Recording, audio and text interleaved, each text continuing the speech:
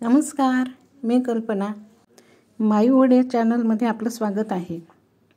आज साबुदाणा वडा करायचा आहे. त्यासाठी हे बटाटा उकडून घेतला आणि साबुदाणा रात्री भिजवला होता.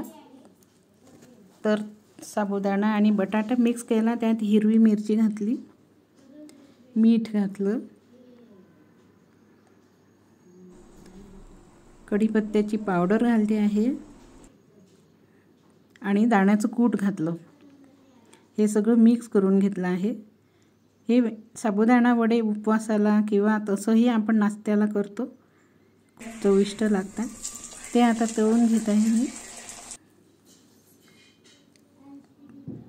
छान कुरकुरीत तळून झाले आहे.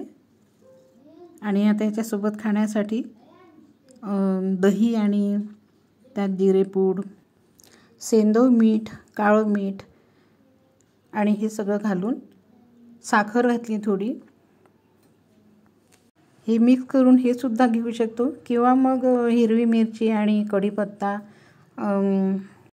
पुदिन्याची पानं वगैरे घेऊन आपण ती चटणी पण यात टाकू शकतो. ती पण छान लागते. उलट त्याची चव खूप छान येते आणि हे दही पण छान लागतं. तर असे हे दही वडे आणि दही तयार आहे खाण्यासाठी.